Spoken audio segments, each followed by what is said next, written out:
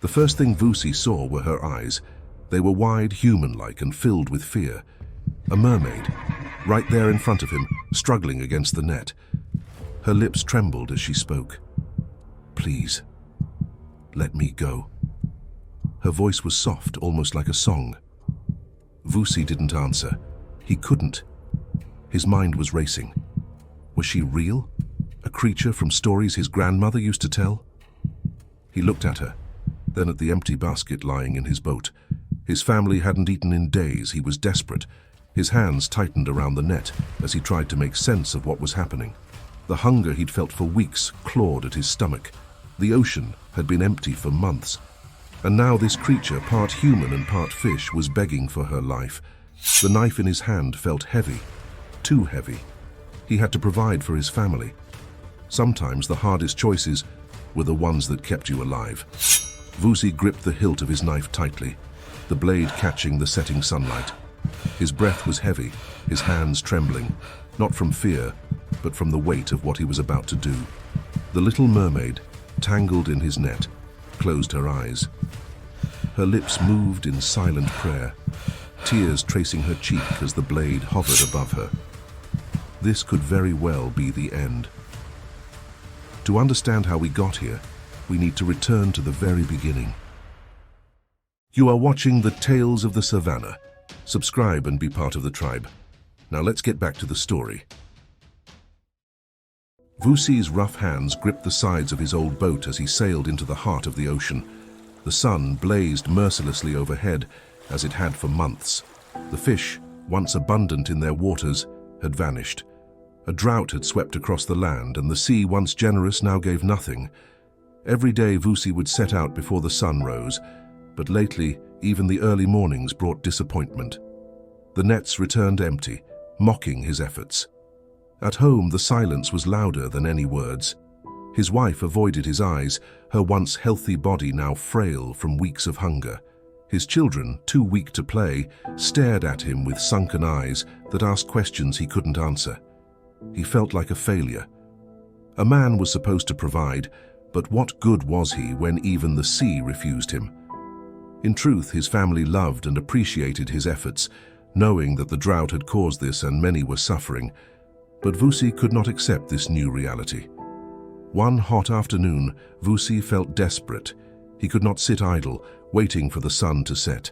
So he set out for the second time that day, defying the wisdom of generations. Sweat trickled down his face as he cast his net into the sea. Hours passed, each moment stretching into eternity. His hopes dwindled with the sinking sun. Vusi felt a tug on the net.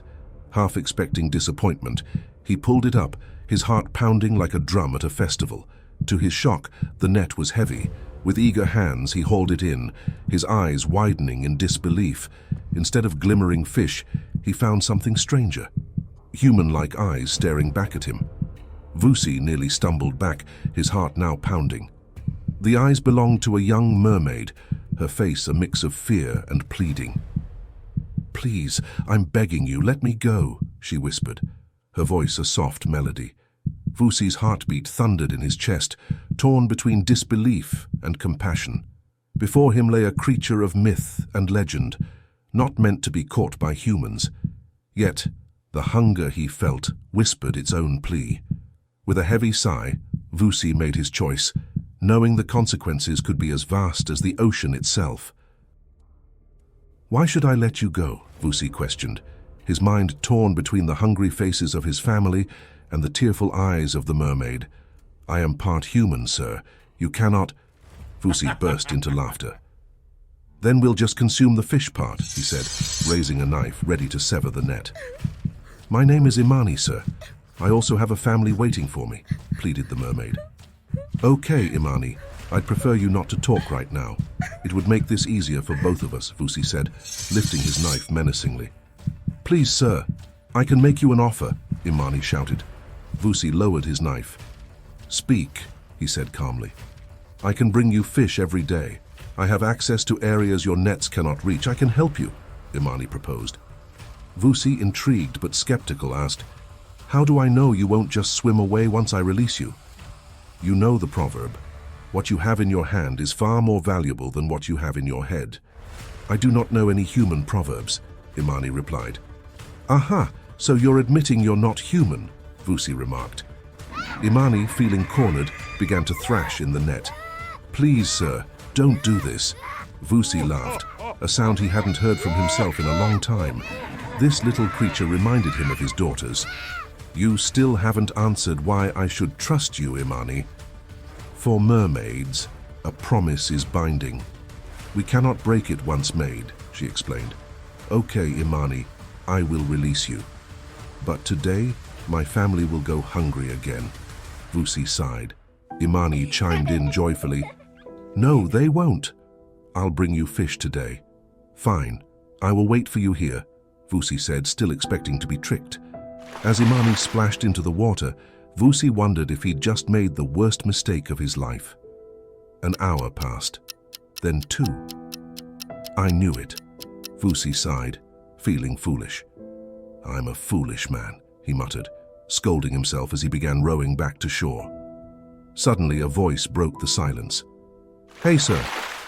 It was Imani, and she was back. In her hands, she carried a basket overflowing with fish. I didn't know what kind you liked, so I caught a variety, she explained. Vusi couldn't help but laugh. Maybe I'm not such a foolish man after all, he mumbled to himself. Imani, confused, asked, I'm sorry, what did you say? I said thank you, Imani, Vusi replied, his laughter echoing across the waves. Imani giggled, not quite sure how to respond. The sea, the boat, and the laughter of a humble fisherman and a mermaid created a moment of unexpected joy, turning what seemed like a desperate venture into a tale sprinkled with the magic of newfound friendship. In the weeks that followed, Vusi and Imani's unlikely bond grew stronger. Every day she brought him fish, and every day he shared stories about life on land. One afternoon, as Imani presented another bountiful basket, Vusi voiced his concern. You don't have to bring me this much fish. It must be exhausting for you, he said. Not at all, came her soft reply. I enjoy it. Seeing your face light up, knowing your family is well fed brings me joy. Besides, you can sell the extra fish at the market. Imani asked questions about the market, the animals on land, the birds and the mountains. Her curiosity was boundless. Vusi gladly shared tales, his voice warm with enthusiasm, and their friendship blossomed. Okay, let's start with the market, Vusi chuckled. Imani's eyes sparkled with excitement. Yes, sir, she gushed. You can call me Vusi. We're friends now, he declared, much to Imani's delight. And so the days and weeks passed with Vusi's wife selling fish at the market and Vusi secretly meeting Imani. However, questions began to rise among the other fishermen about how Vusi managed to have such an abundance of fish during a drought, but success has a way of drawing attention. Where is all this fish coming from? There's no way Vusi has that much fish, Baka, a fellow fisherman, said, eyeing the others. He's not even the best among us. No one else has caught anything in weeks. Maybe he's using magic, another replied, his voice low and filled with suspicion. We need to find out his secret, another chimed in. Our wives are calling us lazy and saying we should be more like him.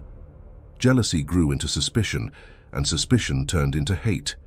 One moonless night, a group of fishermen followed Vusi. They stayed in the shadows, their boats gliding silently over the water. What they saw left them breathless. A figure rose from the ocean beside Vusi's boat.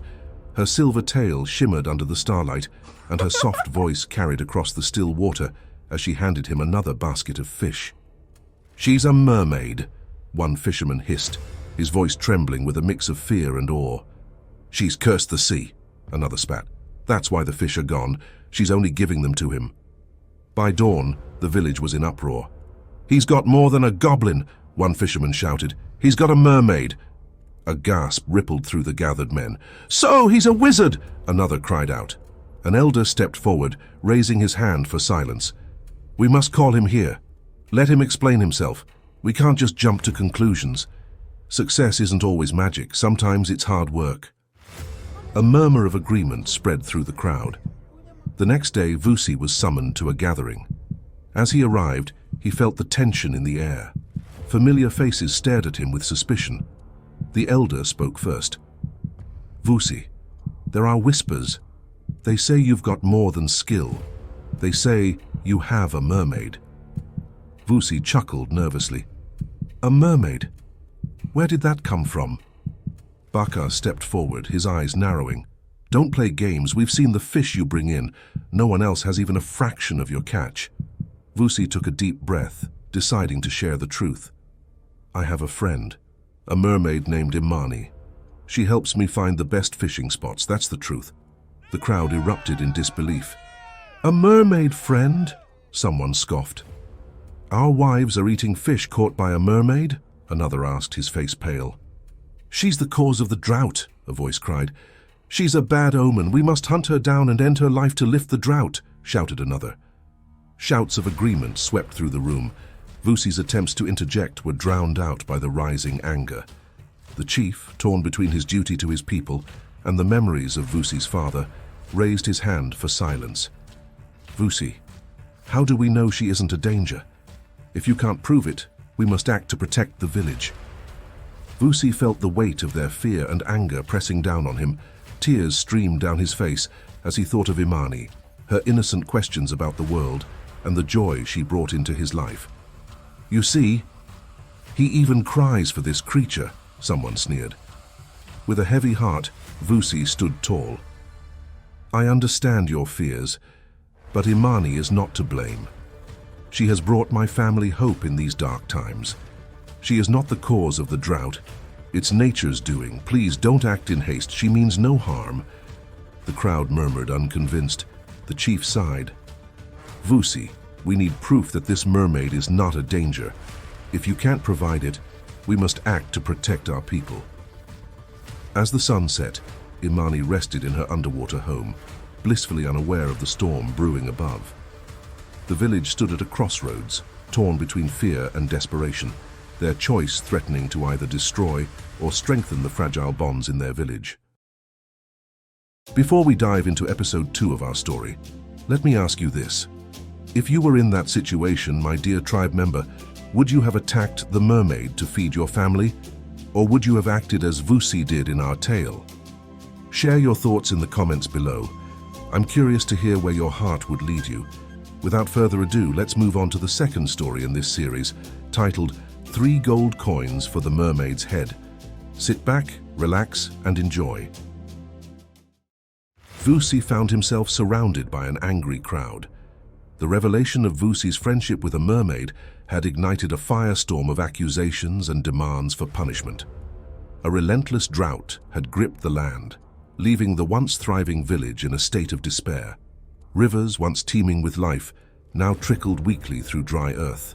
The crops, once green and promising, wilted under the scorching sun.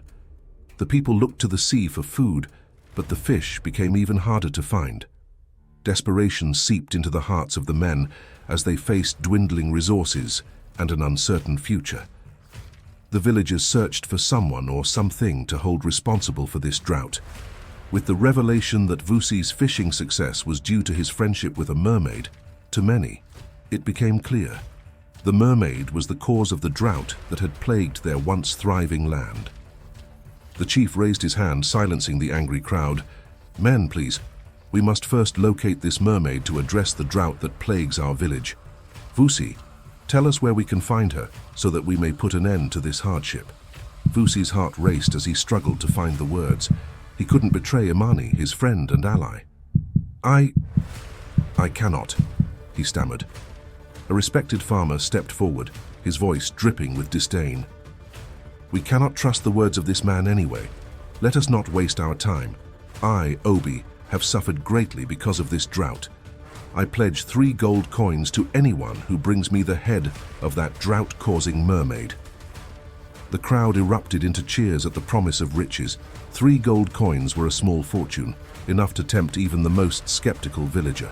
With greed and desperation fueling their actions, the men quickly dispersed from the meeting, clamoring to be the first to capture the elusive mermaid and claim their reward.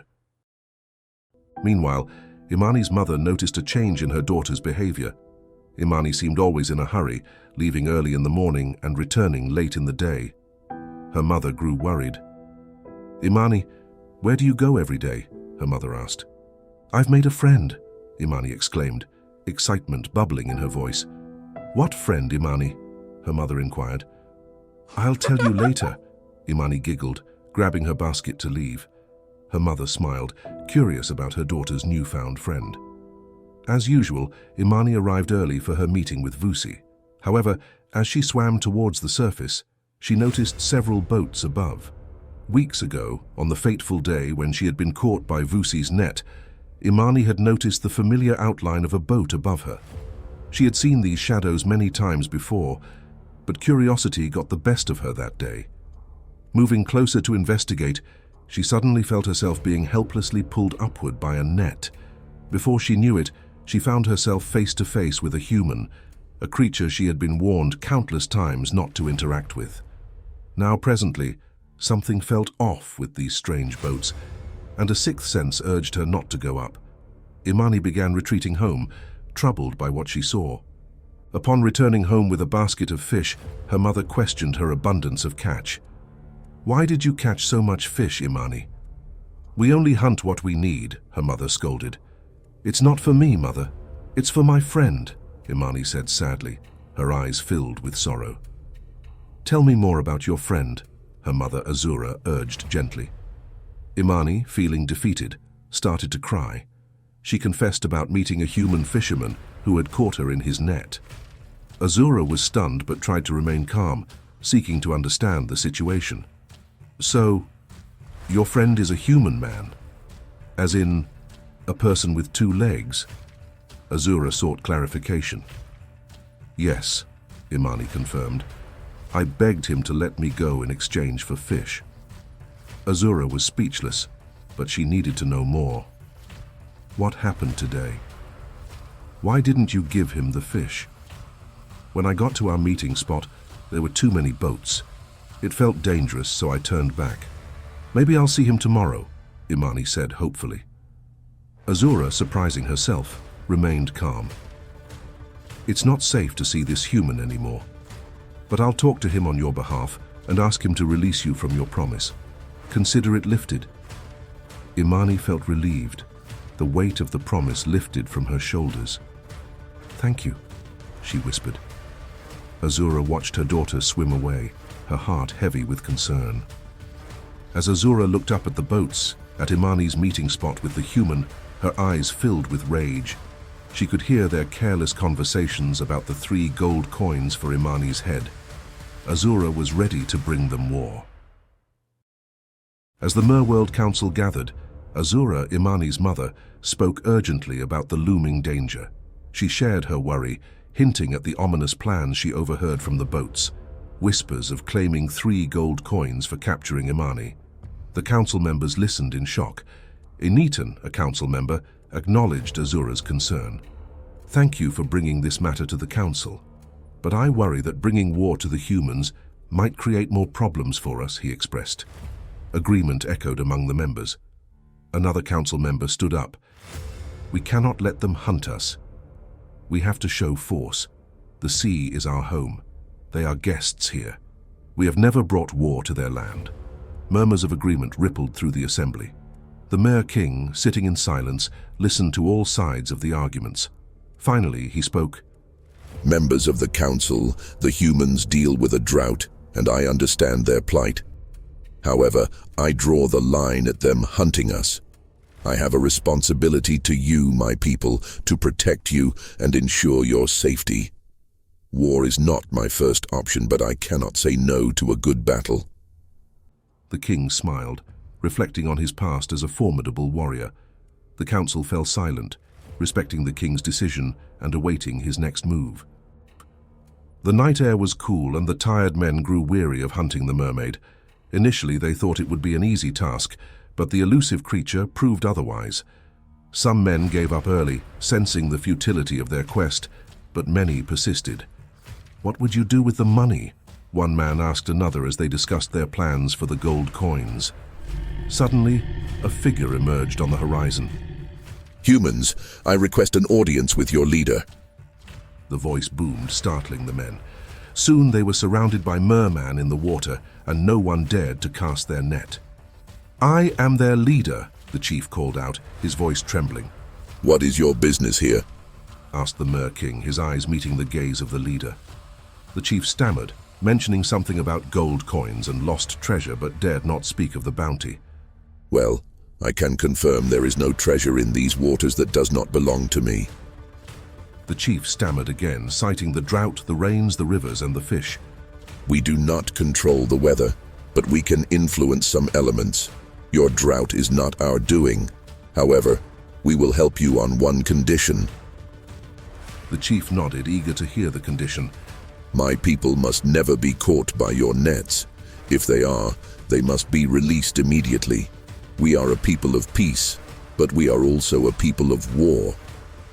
The Mer King declared, his voice booming. The men remained silent in awe of the surreal experience. In the days and weeks that followed, rain fell, rivers filled, and fish returned. The humans learned to respect the sea and the fierce creatures within. Some fishermen vowed never to cast a net again, fearing they might catch a mermaid. Vusi never saw Imani again, but was grateful for having met her. The once divided villagers now united in awe and understanding. As Azura watched Imani sleep that night, she felt lucky that her daughter had not vanished the day she was caught by the fisherman. On the other hand, as Imani slept, her dreams carried her to enchanting lands. She found herself wandering through bustling markets, filled with vibrant colors and lively chatter. Her dream then ascended to the majestic mountains, their peaks touching the heavens. Imani stood atop the highest summit, the crisp mountain air kissing her face. "Maybe one day," Azura whispered, "I will tell you about the war that you almost caused." Imani smiled in her sleep, feeling the warmth of her mother's love, blissfully unaware of the events that had happened that day. And that, my dear tribe members, concludes the story of Vusi the fisherman and Imani the mermaid. Before we dive into the next story, I hope you enjoyed this last story as much as I loved sharing it with you. Did you pick up any lessons or insights along the way? If so, drop them in the comments below. Now we're shifting gears. We're leaving behind the vast expanse of the ocean and venturing deep into the mysterious heart of the forest. The next story? Oh, it's a chilling one. It's about a werewolf terrorizing a small, tight-knit community and 3 brave triplets who must face this beast. This one's going to be wild, so buckle up, tribe. Let's dive in. For many years, a werewolf haunted an African kingdom. Every full moon, the beast claimed a soul from any village it could reach, leaving behind sadness and fear. The villagers, scared, locked their doors before nightfall, knowing the monster was hungry for human souls. Many brave men had attempted to confront the creature, drawn by the desperation to rid their kingdom of this curse.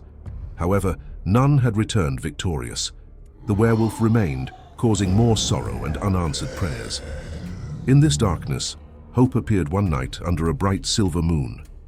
In the village, the midwife helped deliver 3 baby boys, Kofi, Chijioke, and Mubarak, born at the same time.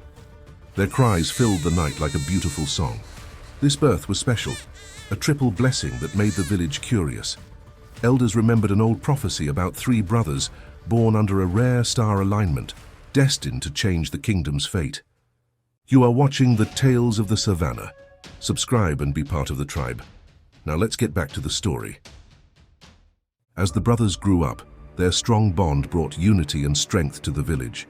One day, after a tough training session that left them tired but excited, the 3 brothers talked with their mentor, a wise and experienced trainer. Sitting in the dim light of the training grounds, they felt a sense of urgency. "Master, we've been training since we were kids," Kofi, the eldest, said firmly. "We are ready. The werewolf still haunts our village, taking innocent lives. When can we fight this beast?" The youngest brother, Mubarak, leaned forward, his eyes eager and impatient. "Our people suffer while we train. When will we stop this monster?"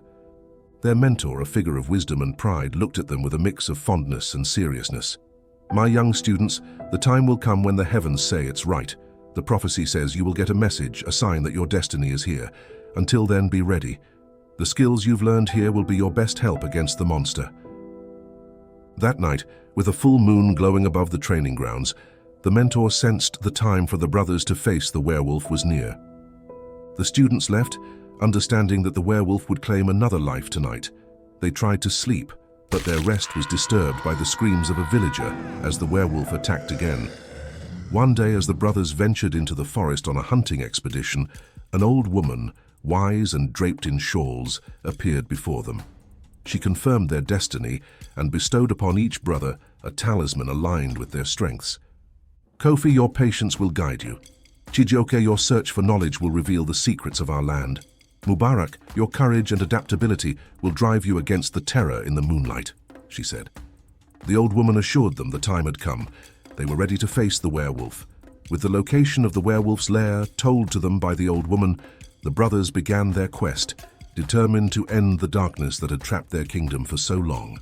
As the brothers went deeper into the dark forest, the air felt heavy with fear. The werewolf's hiding place was ahead, hidden among old tree roots and covered by mist. Kofi, Chijioke, and Mubarak felt the weight of their destiny as they looked at each other, their faces showing both determination and doubt. Kofi, the careful older brother, broke the silence. Since we were born, we've been told about this prophecy. What if it's wrong? What if we're just walking to our doom, becoming food for the monster? Chijioke, the scholar, laughed a little. Don't worry, brother. My research shows that the chance of having triplets is very rare, about 1 in thousands of pregnancies.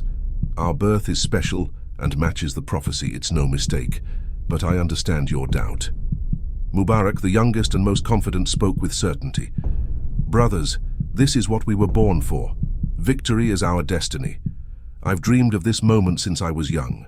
We carry the hope of the whole kingdom, and we won't fail.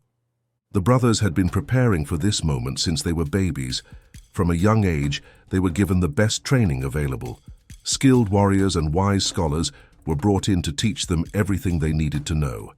They learned to fight, to strategize, and to understand the world around them. Their days were filled with rigorous training sessions, both physical and mental, to shape them into the heroes they needed to become. At every important event, they were given the best seats. The villagers treated them with great respect and admiration. Whenever they walked through the village, heads would bow and whispers of encouragement would follow them. They were well fed with the best foods to keep their bodies strong, and they were clothed in fine garments that showed their importance. All this adoration felt to Kofi like a trap. It was as if they were cows being fattened for the market. The kingdom had placed so much hope and responsibility on their shoulders, and while the villagers' respect and admiration were meant to encourage them, Kofi sometimes felt suffocated by the weight of their expectations.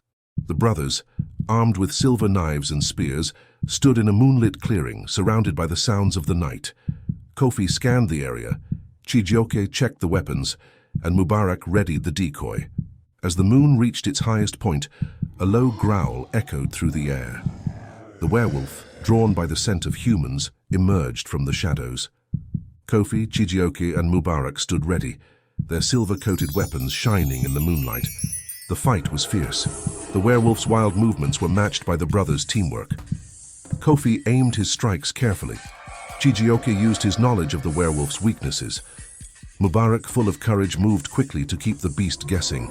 Under the African moon, the battle continued. The werewolf fought hard, but the brothers, using their silver weapons and clever tactics, held their ground. The werewolf howled in pain as the silver wounded it. Chijioke took a deep breath and released an arrow. The arrow struck the werewolf's leg, causing it to howl in pain. Enraged, the creature charged towards them, but Kofi stood firm, his silver knife ready. Kofi lunged forward, striking the werewolf's side with precision. The creature staggered, but did not fall. Mubarak, watching his brothers' coordinated attacks, saw his chance.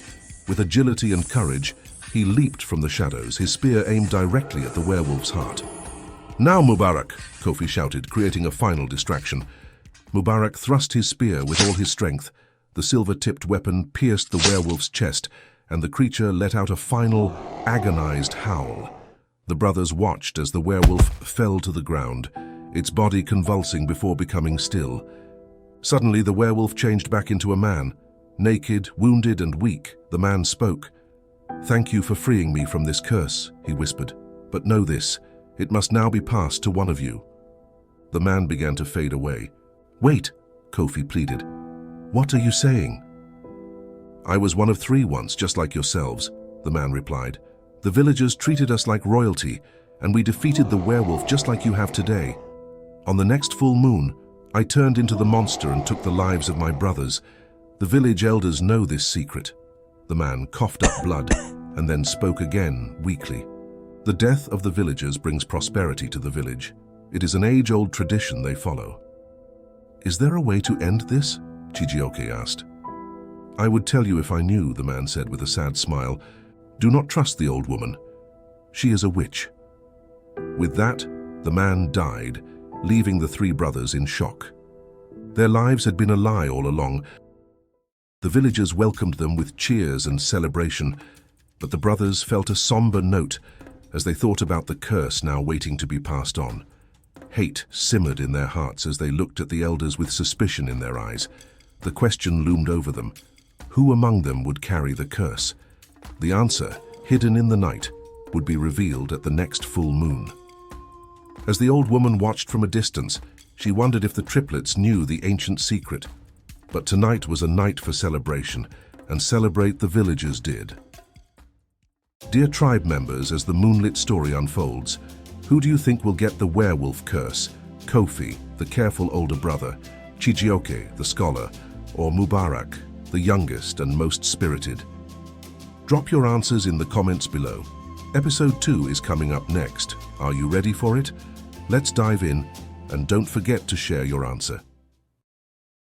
The brave young men had protected the village from the werewolf, but now one of them had to take its place. The brothers did not sleep that night, haunted by the man's words. Thank you for freeing me from this curse, but know this, it must now be passed on to one of you. Kofi, the oldest brother, lay awake, his mind racing. He couldn't take it anymore. He turned to his brothers and whispered, Are you awake? Yes, they both replied. Kofi sighed deeply. We need to talk. They sat up, huddled together in the darkness. We trusted the elders. We believed we were fighting to save our village, but they knew one of us would end up cursed. Mubarak nodded. We have to find the old woman. She's the only one who can help us. But how? Chijioke asked. Last time she found us. How do we find her? We have to try, Mubarak said. We can't just wait for the curse to take one of us. I have a plan. The 3 brothers huddled closer. We'll abduct Elder Kwame, Mubarak said. He's the highest-ranking member of the council.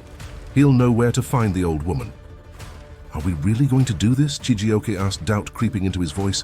We have no choice, Kofi replied. It's our only chance. The triplets agreed and finally lay down again, but sleep was a long time coming. Their hearts were heavy with bitterness and betrayal, but they knew they needed all their strength for the next part of their plan. You are watching the Tales of the Savannah. Subscribe and be part of the tribe. Now let's get back to the story. The next day, the young men woke up and solidified their plan. They decided to grab Elder Kwame that night while he was coming back from the council meeting. Since Elder Kwame lived the farthest, he would eventually separate from the group.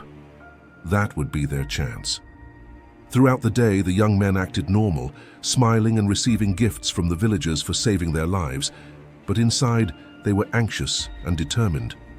When night fell, the young men hid in the shadows, watching the council members go their separate ways. There he is, Kofi whispered. Elder Kwame, alone and whistling a tune, started down the path to the river. Where is he going? Mubarak whispered. Should we grab him now or follow him? Chijioke asked. Let's follow him, Kofi decided. Maybe we'll uncover more secrets. This village seems full of them. The young men followed Elder Kwame like cats on the prowl. Their training came in handy as they blended into the forest, unnoticed by Elder Kwame. He picked up his pace, signaling he had a long way to go and needed to return before sunrise. The young men kept up. After what felt like an hour, Elder Kwame stopped by the side of a mountain. The young men watched as he picked up a small stick and chanted something. He tapped the rock in a pattern, and it slid open. Elder Kwame entered, and the young men were stunned. We need to follow him, Kofi said. How? Asked Mubarak, the youngest. I heard every word of his chant, Chijioke said, surprising his brothers. They were too far away. How was that even possible? I saw the sequence of his taps, Kofi added. There was no time to question how. The young men moved to the entrance. Chijioke repeated the chant, Fenda koi ora, salimona, and Kofi confidently tapped the rock. To their delight, it rolled open. Weapons in hand, they entered the cave. Ahead, there was a faint light. The cave walls were covered in strange symbols that glowed softly, emitting an eerie light. The air was cool and damp, and the sound of dripping water echoed through the cavern. As they moved deeper, the passage widened into a large chamber. In the center was an altar, surrounded by ancient relics and artifacts. Elder Kwame stood at the altar, speaking to a shadowy figure. The young men exchanged looks and crept closer, ready for whatever they might face. This hidden place held the answers they sought, and they were prepared to uncover the village's darkest secrets. As they moved closer, the shadowy figure spoke. "Welcome, brothers. I must say well done for being the first group to figure out the secret." The old woman threw some powder into the fire, lighting up the entire chamber. The triplets were exposed. "I had a suspicion you knew about the curse and led you to me," she said. The young men were stunned. They were now trapped in this cave with a witch, an elder, and who knows what else lurking in the tunnels. "You have to lift the curse from us," Kofi shouted. The old woman laughed. "Let me tell you a story," she began. "A long time ago, a severe drought hit this land. Many lost their lives to hunger and thirst. Then one day, a man came to the village, well-dressed and healthy. The villagers gathered around him, hoping he had come to save them. He sat with the council elders and offered them a deal they knew they couldn't refuse: one soul every full moon and a vessel to house the werewolf curse. The elders agreed, and rains came from the heavens, saving the land.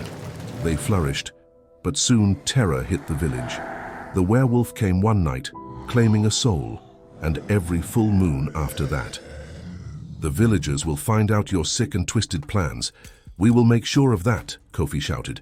"Ask yourselves, if things were this bad, why do the villagers stay?" The old woman smiled. "The elders always make sure there is a sacrifice for the werewolf, a man or woman lured from another village, never to be seen again." The young men were in shock. "So the villagers knew all this?" Chijioke whispered. "Yes, they do, and they play along," the old woman confirmed. Mubarak felt his legs weaken and supported himself against a rock. "You, my children, are not related by blood. You were taken from 3 separate villages. The legend of the triplets is a made-up story. The werewolf is too powerful for 1 or 2 fighters. It was decided that when the time came to pass on the werewolf curse, 3 skilled warriors would take him on." Mubarak sat down, now fully weak in the knees. The revelation was more than the young men could handle. This was a criminal operation, with the villagers sacrificing outsiders for their gain. How had they missed every sign, the fake smiles, the fake adoration? There was silence as the brothers contemplated. "So who will get the curse next?" Chijioke asked, breaking the silence. "The one who dealt the final blow," the old woman said matter-of-factly. The brothers looked at Mubarak, who now stood next to them, with a determined look on his face. "How do we get rid of the curse?" Mubarak asked, veins in his head straining with anger. "You do not," she said, laughing. "The village relies on the curse to thrive.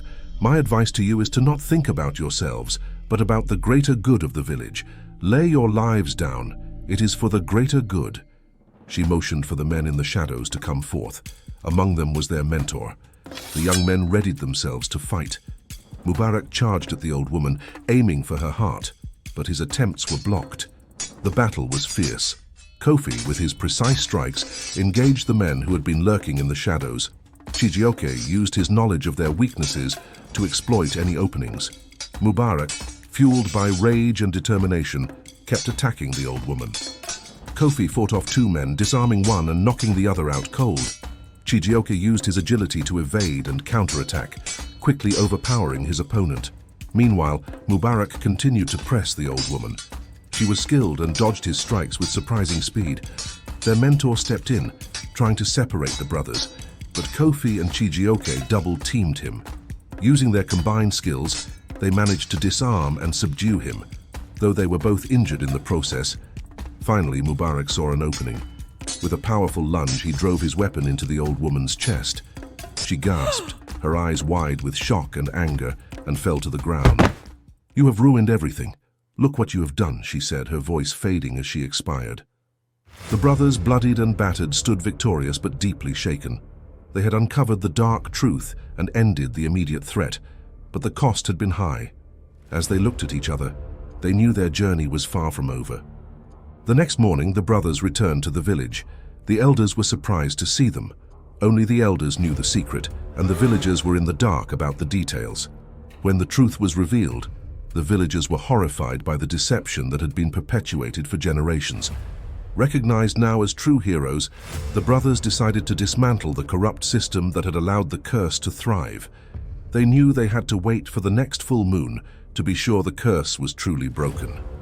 When the full moon came, Mubarak willingly entered a heavily fortified room to ensure no one would be hurt if he transformed. The night passed in anxious silence. The next morning, the brothers were overjoyed to find Mubarak unchanged. The curse had truly been broken. With the curse lifted, the next season brought abundant rains, and the village flourished. Although they could not find their families of origin, the brothers knew they were bound by something stronger than blood. They were brothers, and they would remain so until the end. And that, my dear tribe members, is the end of our werewolf story.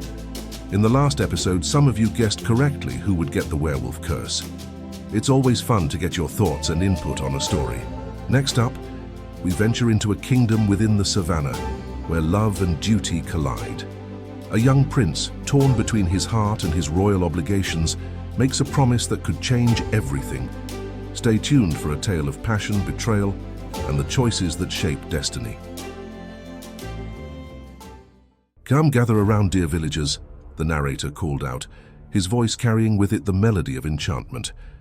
Tonight, I have a tale to share with you, one that will ignite the embers of your imagination. Once upon a time, in the heart of an enchanting African kingdom, he began, there was a young boy, a prince by birthright, and a young girl, not of royal lineage, but blessed with the wealth and privilege bestowed upon her family. From their earliest days, Prince Tendai and the radiant, spirited young girl named Nomsa were inseparable. As they matured side by side, the affection between Tendai and Nomsa blossomed into something deeper, something akin to the love stories sung by the village bards.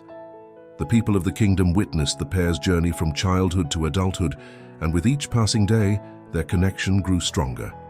In the eyes of the kingdom's inhabitants, the two were a match made in the heavens, and as whispers of their profound affection spread like wildfire, Nomsa became known as the princess due to her close relationship with the prince. Yet, their love was not without challenges.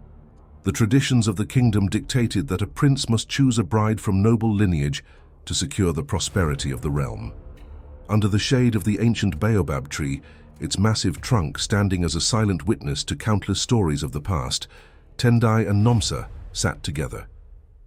Nomsa took a deep breath, gathering her courage, before gently broaching the topic that had been gnawing at her heart for far too long.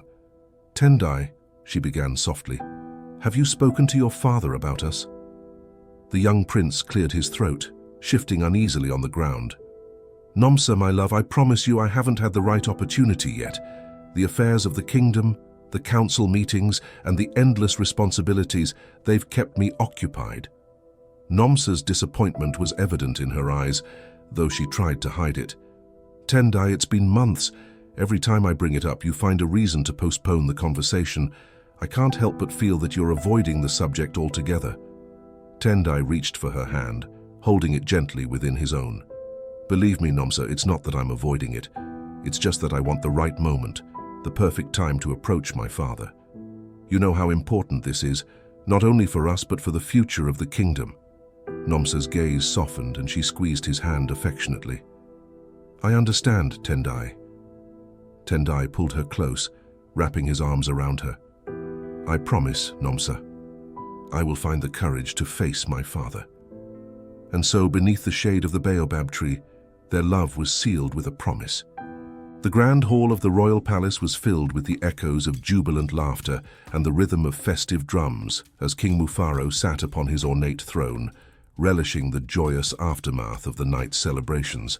Prince Tendai approached his father, hoping to find the right moment to broach the subject that weighed heavily on his heart. "Father," Tendai began, "I must speak with you about something of great importance." King Mufaro looked at his son with contentment and patted the seat next to him. "Come, my son, share your thoughts with me. It is a fine day, and I am in high spirits. What troubles you?"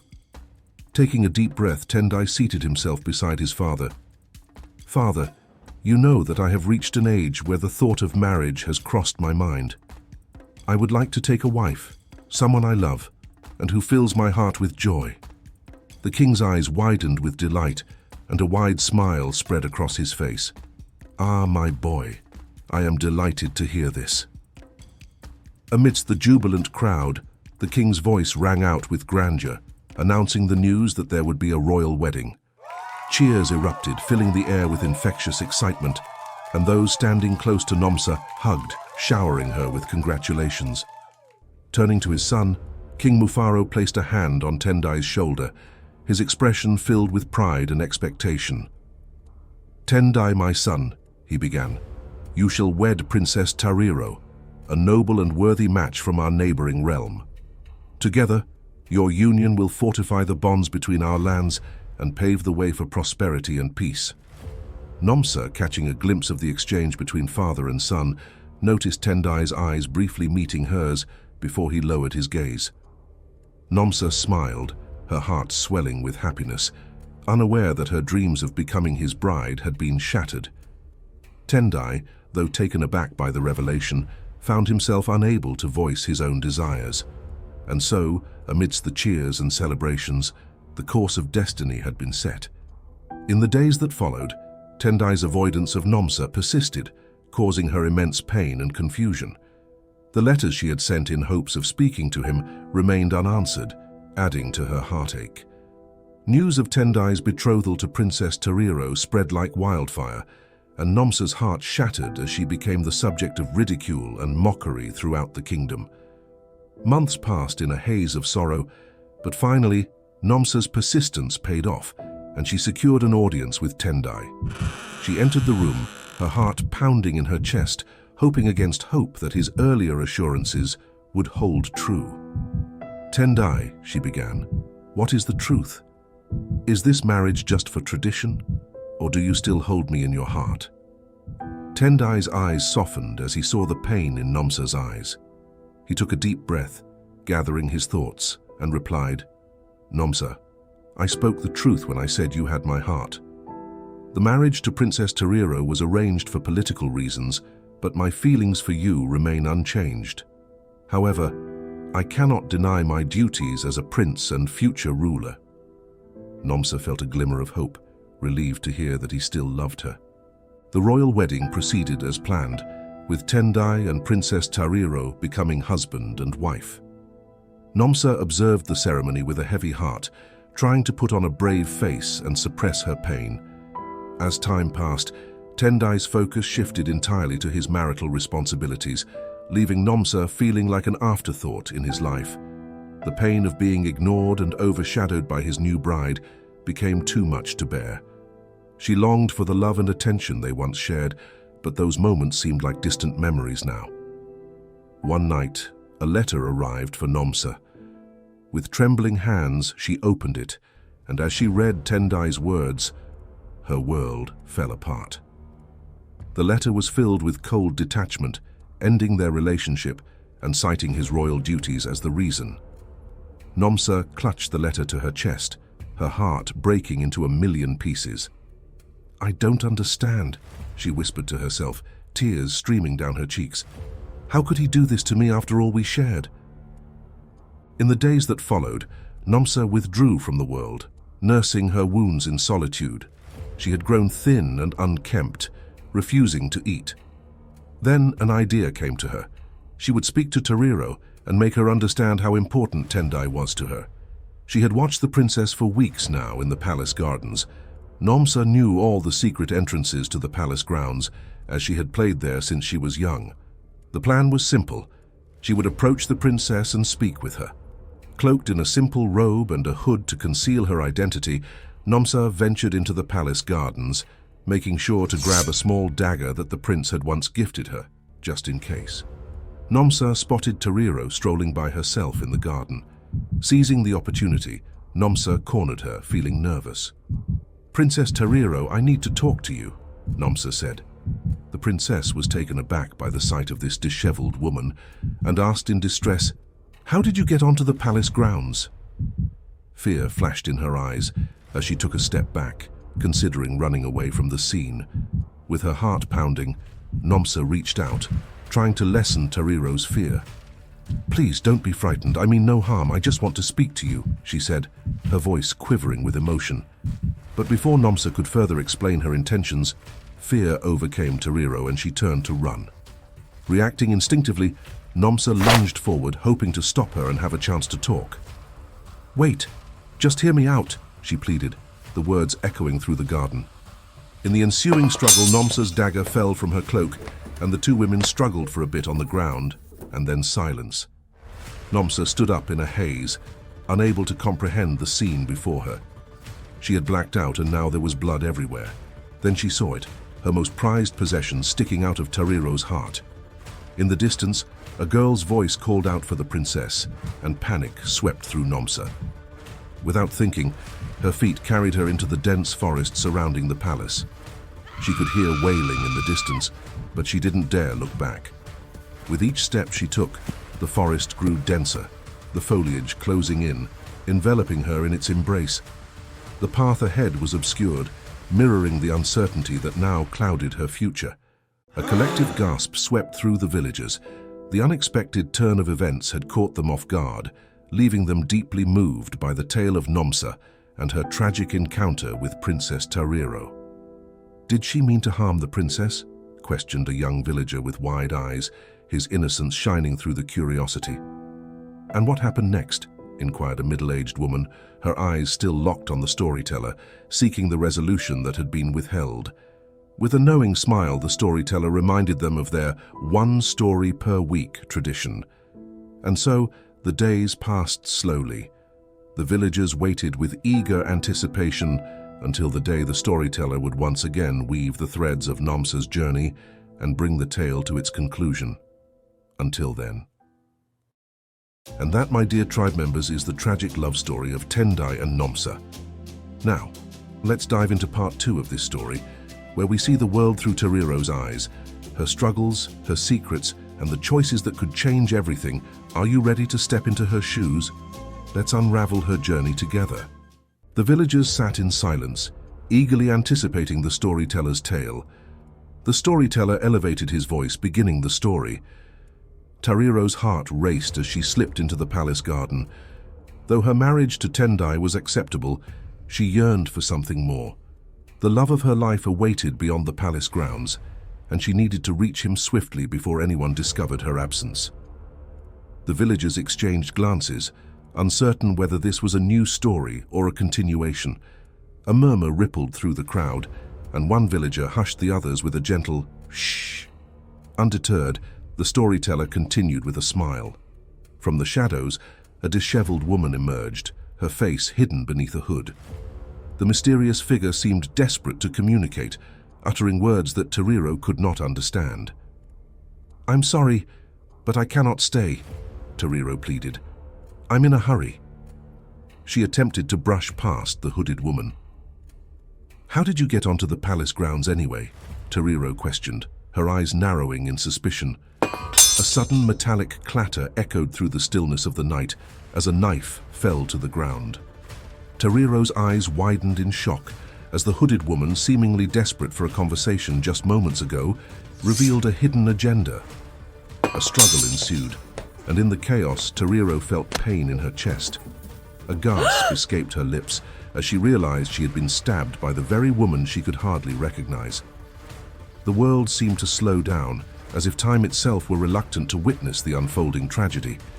In the fading daylight, Tariro's consciousness began to slip away, leaving behind unanswered questions and the echoes of a scream that lingered in the garden's hallowed silence. You are watching The Tales of the Savannah. Subscribe and be part of the tribe. Now let's get back to the story. A few weeks before this incident, Tariro's heart had sank like a stone in the river when her father, the king, delivered the unexpected news. Her hand had been sought in marriage by the prince of a neighboring kingdom, a union forged for the sake of peace and diplomacy. She had always known that the day would come when she would be wed for political reasons, but the reality hit her with a swiftness she had not anticipated. "Thank you, Father. This is great news," she managed to smile, masking the pain within. The Queen, pleased with the apparent compliance, beamed with satisfaction.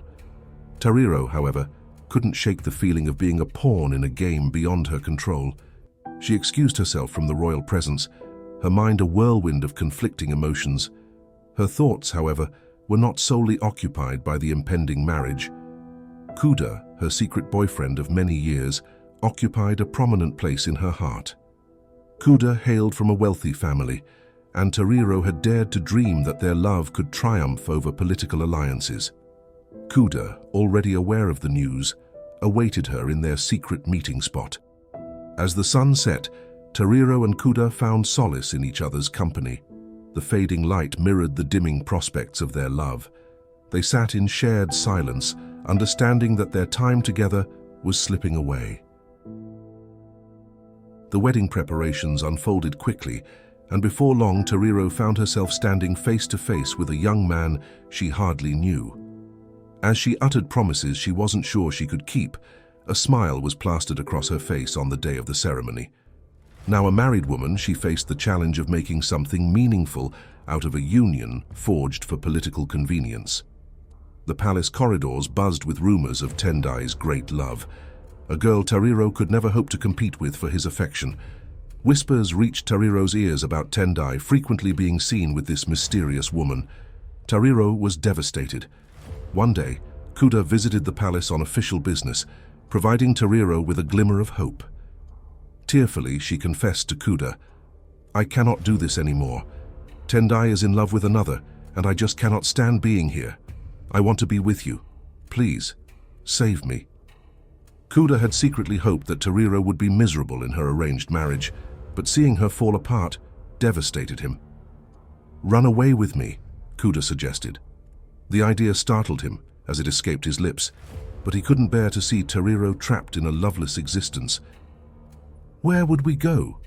Tariro asked, a glimmer of hope flashing through her eyes. Kuda replied, "Far away from here. I have some gold coins saved up. We can start over. I cannot promise you a palace, but I can promise you a life worth living."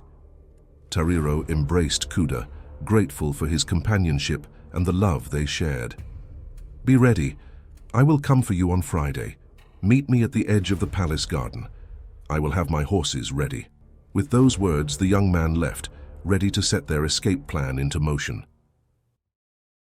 Friday, the day of escape, loomed, each passing minute stretching like an eternity for Tariro.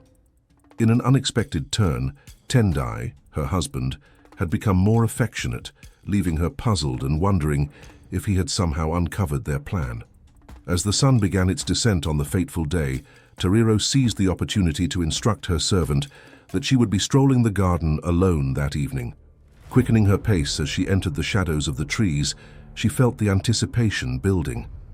At last, freedom awaits just beyond those trees, she mused. A sudden interruption shattered the evening. An unfamiliar female voice pleaded for a minute of Tariro's time. Startled, Tariro faced a hooded woman with concealed features. "I'm sorry, I'm in a hurry. How did you get onto the palace grounds?" Tariro questioned, her senses on high alert. "Please, Tariro," the woman begged, desperation in her voice. Before Tariro could react, a metallic clatter echoed through the stillness, and a knife fell to the ground. Panic seized her as a struggle ensued.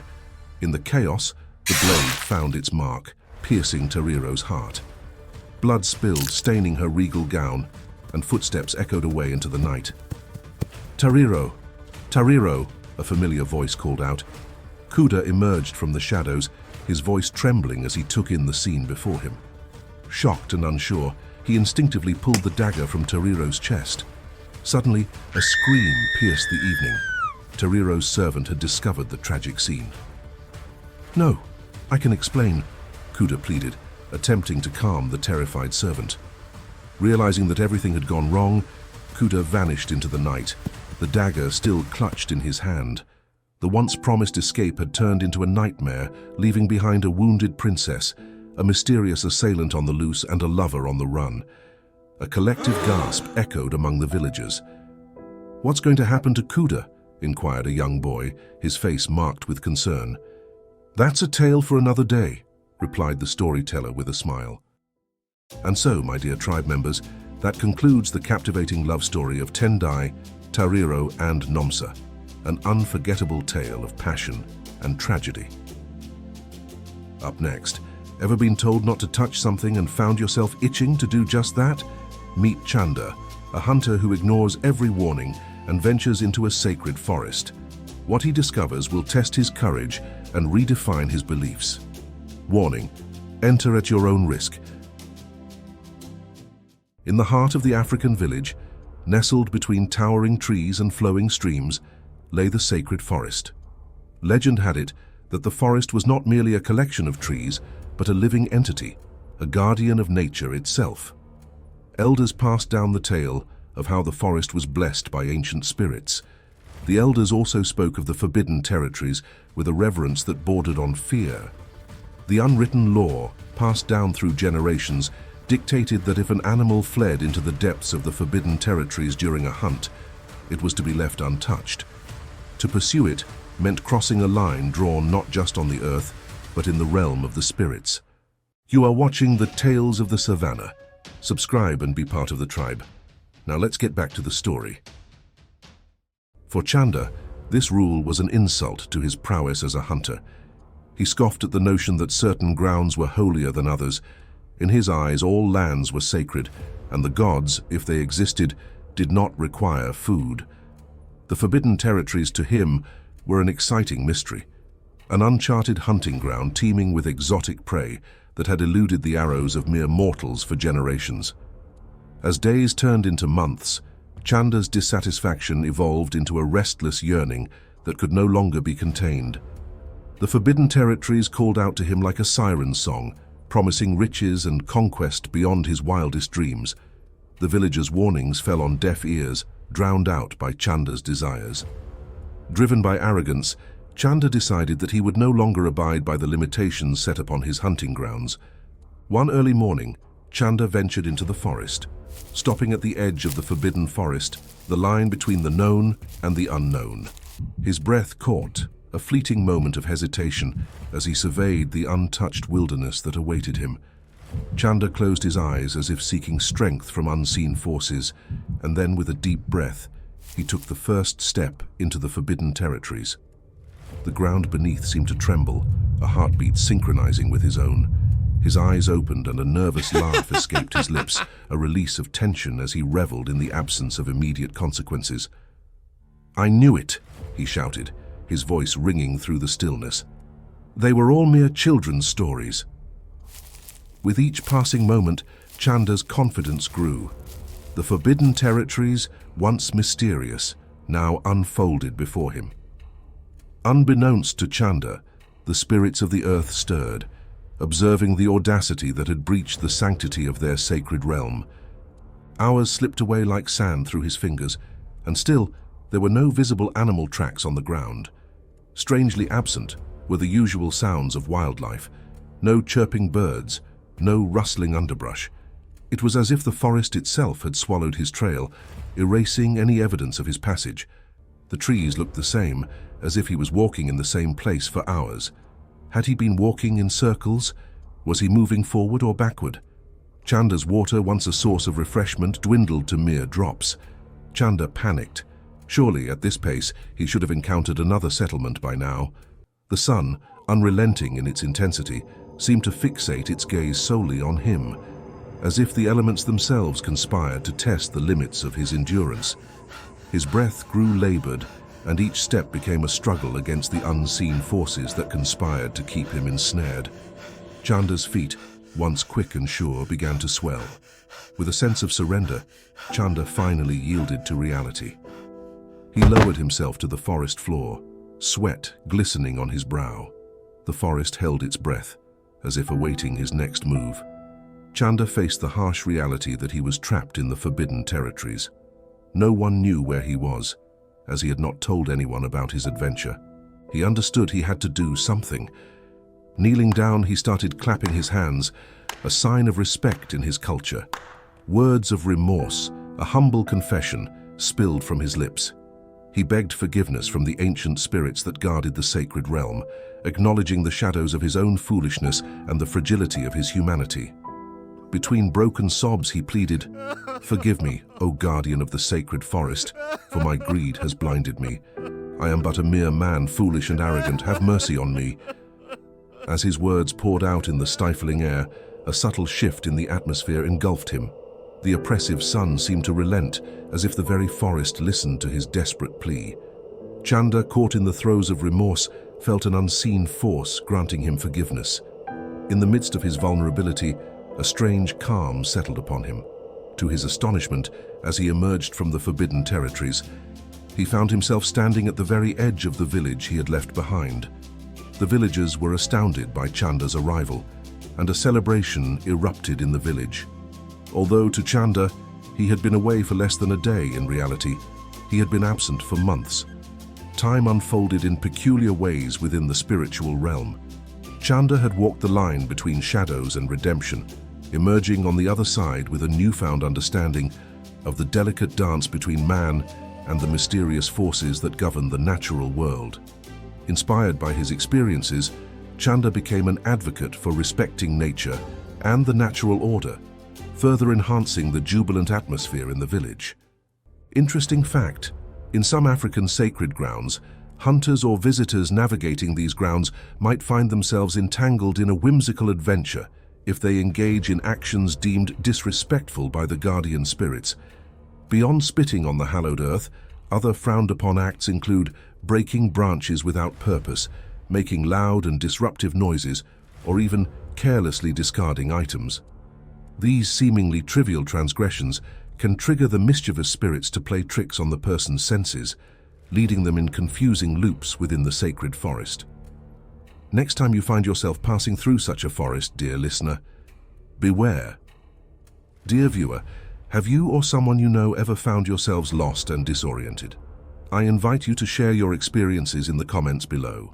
And that, my dear tribe members, is the story of Chanda, the greedy hunter. They say ambition can be a double-edged sword, but when wielded wisely, it can rewrite destinies. Up next, we meet Adana, a woman who rises from concubine to the heights of the throne. How does she do it? Stay tuned. This one's unforgettable. Weeks had passed, and the king lay in bed, his body racked with fever and pain. He had suffered grievous wounds in battle, and his physicians had been working tirelessly to heal him. But despite their best efforts, the king's condition had only worsened, and it seemed that he was beyond saving. In the nearby busy marketplace, life went on as usual. Merchants sold their goods, children played, and women hurried about. But for a particular group of women, life was very different. These women were the concubines who lived in the king's palace. They were chosen for their beauty and ability to have children. They spent their days with other women in the harem, waiting for their turn to be with the king. Life in the harem was like a dream for many of these women. They had been taken from their homes and given a life of luxury. They had nice clothes, jewelry, and delicious food. They learned music and dance and were surrounded by other women in the same position. But for Adana, being a concubine wasn't enough. She dreamed of something more. She dreamed of becoming the queen. Adana was a clever and ambitious woman in the harem. She carefully observed and learned from the other women, mastering the art of seduction. She knew that her success depended on winning the king's favor, and she was determined to do whatever it took to achieve her goal. As she moved through the palace, Adana watched and waited, constantly seeking the perfect moment to seize her opportunity. Adana did not always live in the palace. She was born into a family of traditional healers, and from a young age, she was taught the secrets of the natural world. She learned to identify the plants and herbs that grew in the surrounding countryside, and how to use them to cure illness and alleviate pain. Growing up, Adana was a shy and quiet girl, but as she grew older, she began to feel a restlessness within her, a yearning for something more. It was then that she caught the eye of a royal scout. He offered her a place in the harem, promising her a life of luxury and privilege. At first, Adana was hesitant, but in the end, The allure of the palace was too great to resist. Adana accepted the man's offer and soon found herself living in the harem, surrounded by other women, each vying for the attention of the king. It was a life unlike any she had ever known, filled with intrigue and drama. And though she was just one among many, Adana was determined to make a name for herself, to rise above her humble beginnings and become the queen. One physician after the other came and went from the king's chambers, their heads bowed in defeat. Amidst all the chaos, Adana believed she knew what was causing his fever. She had seen similar symptoms before in her father's patients, and she was certain that she could cure the king if given the chance. Despite the skepticism of the palace physicians, Adana approached the Queen Mother with a proposal. She asked for permission to visit the king and try to heal him using her traditional herbal remedies. The Queen Mother, desperate for any glimmer of hope, agreed to her request. That night, Adana went into the king's chambers. She found him lying in bed, his face drawn and pale, his breathing shallow and labored. Without hesitating, she began to administer the herbal remedies she had brought with her, carefully measuring out each ingredient and mixing them together in a pot. Slowly but surely, the king's fever began to subside. His breathing became easier, and his color returned. As the night wore on, Adana stayed by his side, monitoring his condition and administering more remedies as needed. When the sun rose over the palace the next morning, the king was sitting up in bed, his eyes bright and clear. Adana continued to visit the king to administer more herbal remedies. Their conversations grew longer and more intimate. They spoke of politics and the welfare of the kingdom, and Adana revealed a deep knowledge and passion for the issues that plagued the people. The king was impressed by her views and her love for the common folk, and found himself drawn to her intelligence and charisma. One day, as they discussed the challenges of ruling a kingdom, Adana hesitantly suggested that if she were queen, she could help the kingdom in ways that no one else could. The words conveniently slipped out almost absent-mindedly, but the king's attention was immediately caught. "What do you mean?" he asked, leaning forward in his chair. Adana blushed, realizing that she might have revealed too much, too soon. "Oh, I'm sorry, Your Majesty. I didn't mean anything by it. I'm just a concubine, after all. It's not my place to make suggestions like that." But the king was moved by her words and her humility. "Adana," he said, his eyes shining with emotion, "I have been watching you, and I'm convinced that you have what it takes to be a great queen.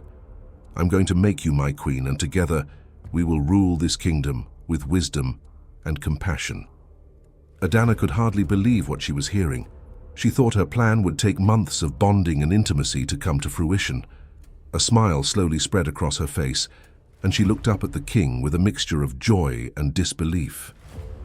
"Your Majesty," she said, "I will only believe it when I see it. But if it is true, then I will do my best to serve you and the kingdom with all my heart."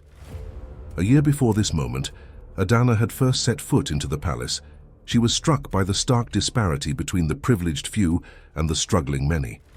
Despite having never experienced hunger personally, she was acutely aware of the hardships endured by those who had. Her family had played a pivotal role in assisting others during times of famine, providing aid and support to those in need. However, nothing could have prepared her for the sheer abundance of food she witnessed in the palace. She witnessed lavish banquets and feasts, a sight she had previously not thought possible. In that moment, she resolved to rise to the position of queen. The plight of the underprivileged weighed heavily on her, and she vowed to make a tangible difference in their existence. The king moved into action with a sense of urgency, as if possessed. Papers and waivers were signed, and within a matter of weeks, Adana had ascended to the throne. The kingdom was in a state of awe, as they had never seen a concubine rise to the position of queen before. For Adana, the feeling was overwhelming. She had dreamt of this moment, and now it was finally here. As she stood before the cheering crowds, she felt a sense of power and purpose coursing through her veins. But not everyone in the kingdom was pleased with the king's decision.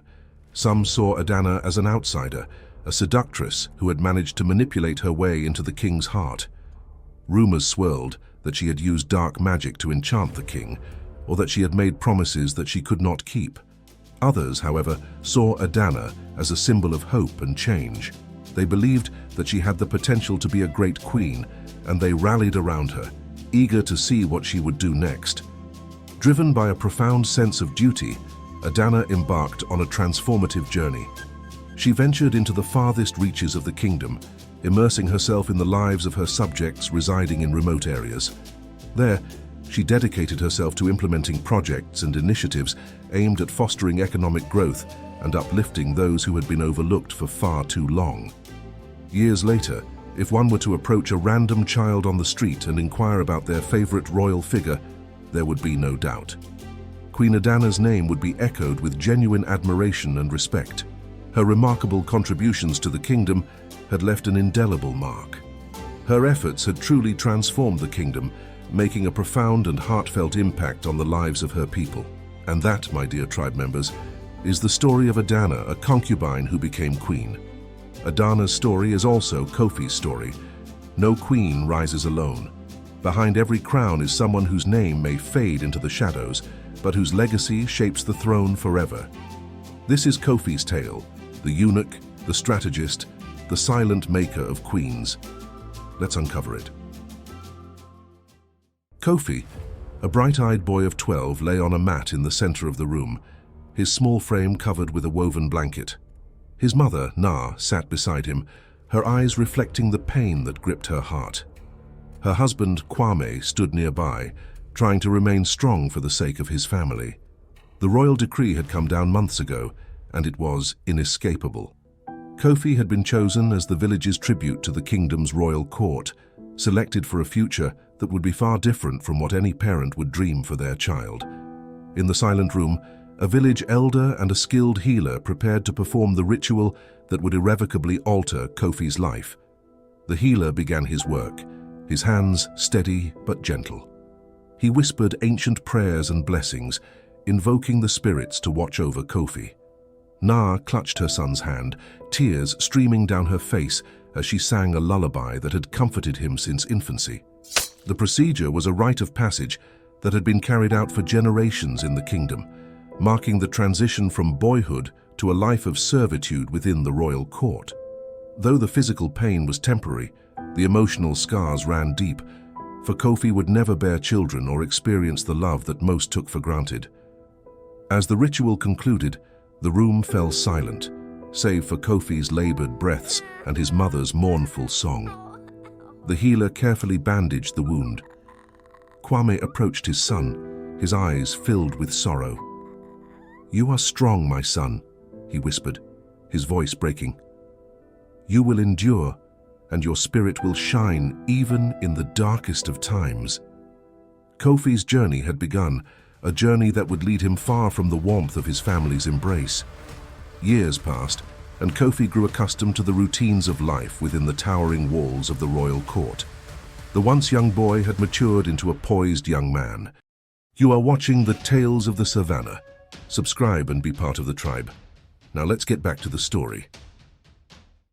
Within the towering walls of the royal court, the eunuchs existed as shadows, trusted with the most delicate and intimate aspects of palace life.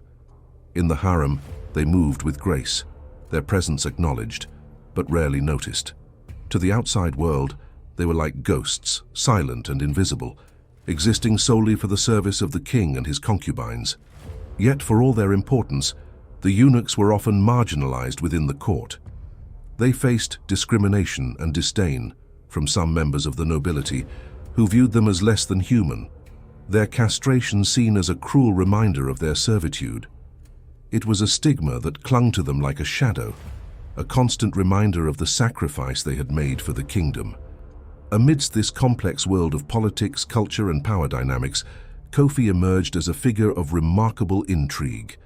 He possessed a unique talent that set him apart from his fellow eunuchs, a talent for diplomacy, strategy, and a deep understanding of human nature. It was as though he had an innate ability to decipher the unspoken language of the court, to sense the tensions that simmered beneath the surface, and to calm the stormy seas of politics with a mere whisper. His uncanny skill earned him a reputation that transcended his status. He became known as the Whisperer within the palace, a title that spoke to his ability to mediate disputes, bridge divides, and resolve conflicts with finesse. In the heart of the royal palace, the harem stood as a world unto itself, a realm where time seemed to stand still.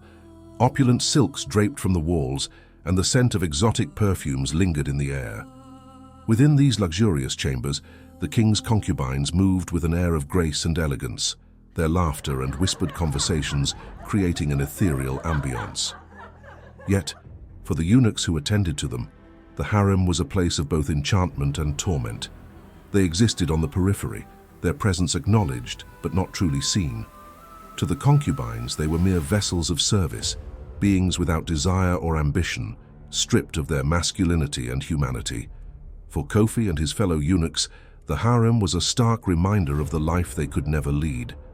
They watched as the concubines undressed without a second thought, their own bodies concealed beneath the modest robes of their station. It was a painful paradox, for while they were trusted with the most intimate moments of the palace's occupants, they remained distant, their own desires forever out of reach. Some of their brethren, unable to reconcile the reality of their existence, turned to mind-numbing substances to numb the ache in their souls. Yet, it was in the midst of this delicate dance between servitude and desire that Kofi's world shifted. One fateful day, a girl named Adana entered the harem. Her presence was unlike any other he had encountered. She moved with a grace and confidence that drew his attention, her eyes betraying a depth of knowledge. She possessed an acute understanding of medicine, and she offered her healing touch to fellow concubines, tending to their ailments with care and compassion. As days turned into weeks, Kofi and Adana formed a unique connection, their bond transcending the roles they were assigned. In her, he saw not just a concubine, but a woman destined for greatness. For weeks, the palace had been shrouded in uncertainty and despair. The mighty king of the powerful African kingdom lay in his chamber, his once robust body now ravaged by wounds sustained in battle. Despite the tireless efforts of the kingdom's finest physicians, his condition had only deteriorated. It seemed that even the most skilled healers were powerless in the face of the relentless grip of death. Kofi approached Adana in the hushed corridors of the palace. "Adana," Kofi began, "the king's condition has worsened. Our best physicians have tried everything, but it seems he is slipping further away from us." Adana met Kofi's eyes. "I believe I can heal him, Kofi. I've seen wounds like his before, and I have knowledge of remedies that could make a difference." Kofi nodded, but his expression remained solemn. "I knew you would say that," he replied, his voice a mixture of hope and caution. "But you must understand, Adana, this is not just an opportunity to save the king. It is an opportunity that carries immense risk. The Queen Mother is at her wit's end, and if you fail..." Adana's resolve remained unshaken. "If I fail, I know the consequences, Kofi," she affirmed. Kofi managed a small, sad smile, appreciating the strength of her spirit. "Very well then, be prepared for the Queen to call upon you." With those words, Kofi disappeared into the corridors of the palace. When Adana entered the Queen Mother's chamber, she was met with a sight that tugged at her heart. The Queen Mother, once a pillar of royal strength, appeared to have aged years in the span of weeks. Dark circles marred the delicate skin beneath her eyes, and her face told the story of countless sleepless nights. Adana approached the Queen, prepared to give a carefully rehearsed speech about her plans to heal the king. However, before she could utter a word, the Queen Mother's eyes locked onto her, and in those haunted eyes, Adana saw a profound desperation. "I do not wish to hear it," the Queen Mother said, her voice heavy with emotion. "Kofi has told me all about you. Just make my son well again." That night, Adana entered the king's chambers, her heart pounding with the weight of her task. She found him lying in bed. His face was drawn and pale, and his breathing was shallow and labored. Without a moment's hesitation, she set to work, her hands moving with practiced grace. Adana administered the herbal remedies she had brought with her, carefully measuring out each ingredient and mixing them together in a pot. She worked with a focused intensity, her mind attuned to the king's every need. The hours passed in a blur as she tended to him, monitoring his condition with unwavering dedication. Slowly but surely, The king's fever began to subside. His breathing became easier, and his color returned. Throughout the long night, Adana remained steadfast at his side, her touch gentle and reassuring, her expertise shining through with every action. As the first rays of the sun illuminated the palace, Adana looked upon her patient. The king was sitting up in bed, his eyes bright and clear, a spark of life rekindled within them. Kofi breathed a sigh of relief when he heard that the king was on his way to recovery. He turned to Adana with a serious expression. "Adana," he said, his voice low and intense, "we need to kick the second part of our plan into high gear. You want to be queen, don't you?" Adana met his eyes. "Yes, that is our plan," she replied. Kofi nodded. "You need to go in there, day and night, nursing him back to life. I will make sure no one else goes in until he is ready to make you his queen." They shared a knowing laugh. Over the following days, the intricate dance of seduction began. Kofi prepped Adana on what to say and what to avoid, having studied the king's personality and preferences carefully. "You need to be intelligent and a bit aloof, sexual but not forward," Kofi advised. "If you can toe that line, we will be successful." Kofi was always diligently on the other side of the door, getting updates and giving recommendations on the next meeting. One day, after a particularly engaging discussion with the king about politics and the future of the kingdom, Kofi surmised that she was ready for stage 3. Suggestion. "You need to suggest that you can be a good queen in conversation with him," Kofi advised.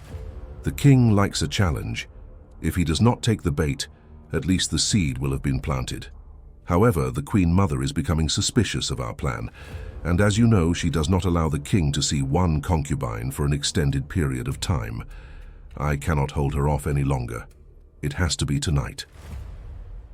In the dimly lit corridor outside the king's chamber, Adana and Kofi huddled close, their voices low and their expressions grave. The fate of their daring plan hung in the balance, and they were acutely aware of the dangerous path they had chosen. Kofi's was concerned as he spoke. "Adana," he began, "everything hinges on how well this interaction with the king goes tonight. Our dreams, our ambitions, they all depend on this moment." Adana nodded. "I know," she replied softly. "The Queen Mother has requested that today be the last day I tend to the king." Kofi's expression darkened, and he let out a heavy sigh. Adana felt a lump in her throat. Kofi placed a reassuring hand on her shoulder, his touch a lifeline in their sea of uncertainty. With a deep breath, Adana straightened her posture and squared her shoulders.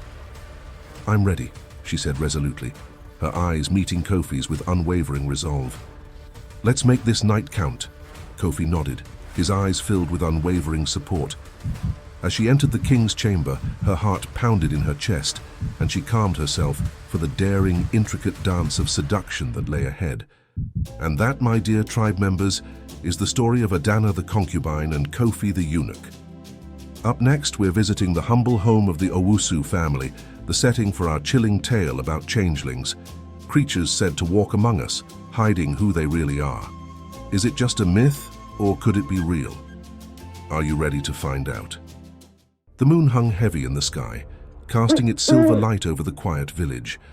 The narrow paths and simple thatched huts glowed faintly under its watch. Inside one of those humble homes, the Owusu family slept. In a small wooden cradle lay Khadija, their baby girl, her soft cheeks framed by tiny curls of black hair. The moonlight slipped through a crack in the wall, brushing her peaceful face as she slept. Her parents, Abena and Seku, slept nearby, unaware that the peace of their home was about to be shattered. A shadow lingered just outside the hut. It was not human. It moved without sound, its presence cold and unsettling. This was Aziza, a creature born of the night, a trickster and thief with a hunger for purity. Aziza's kind preyed on innocence, and tonight it had chosen Khadija. With barely a whisper, Aziza slipped into the room. The air grew colder with its arrival, the silence thickening like a living thing. Its eyes, dark and endless like a starless night, locked onto the sleeping baby. It crouched beside the cradle, its long, clawed fingers stretching forward with unnatural grace. The baby stirred, her tiny fists clenching for a moment, but she didn't wake. Aziza's touch was cold as ice as it brushed against her cheek.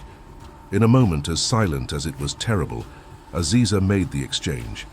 It took Khadija from the cradle, her small body limp in its grasp, and replaced her with something that looked almost exactly like her.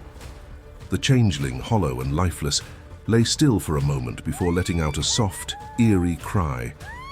Its eyes, so similar to Khadija's in shape, were void of light or warmth. The creature had no soul. The switch was complete.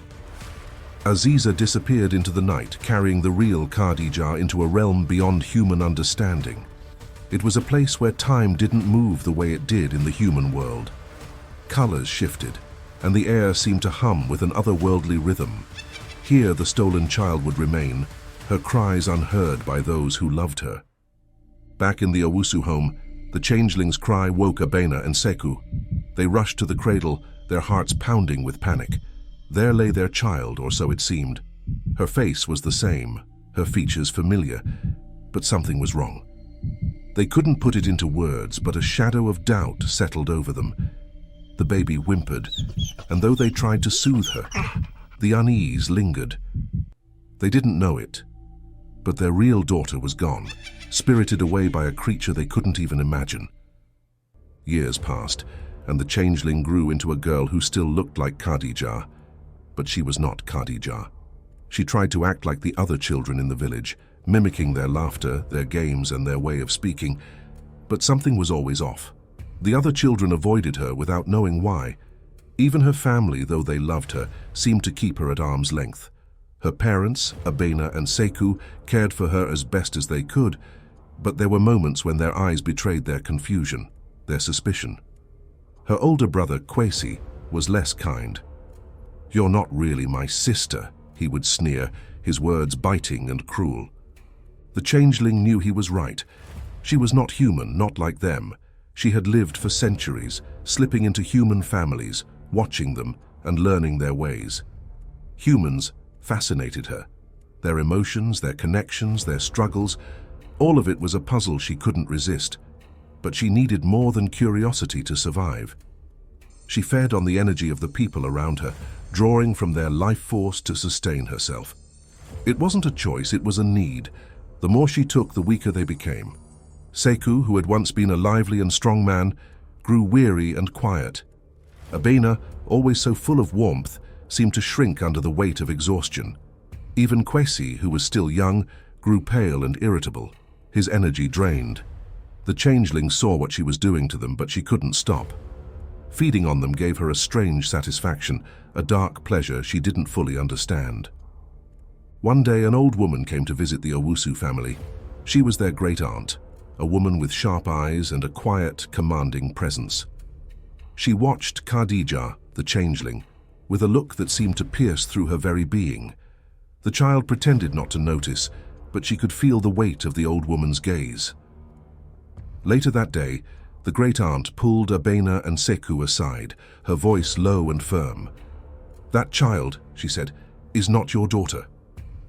Abena and Seku froze. The words struck them like a blow, confirming the fears they had buried deep inside. "What do you mean?" Abena asked, her voice trembling. The old woman explained what she had seen, the signs she recognized. "You've felt it, haven't you?" she said. "The way she drains you. The way she looks at you with eyes that aren't quite human. That is a changeling." Abena's hands shook as she listened. Seku's face was pale, his jaw clenched. They had felt the truth of her words for years, but hearing it spoken aloud was almost too much to bear. The great-aunt told them what they could do. "There are ways to force her to reveal herself," she said. "Threaten her, scare her. A changeling cannot hide forever." That evening, when they returned to the hut, the air inside felt heavy. Khadija sat on the floor, playing with her toys, but she could sense the tension in her parents' movements. The old woman didn't waste time. "We know what you are," she said, her voice steady. Khadija looked up, her dark eyes meeting the old woman's. For a moment, she said nothing, her expression unreadable. Then she smiled, a cold, knowing smile. "And what do you think I am?" she asked, her voice soft but laced with a hint of mockery. The old woman ignored the question. "If you reveal yourself," she said, "I will tell you what makes a human." The changeling hesitated.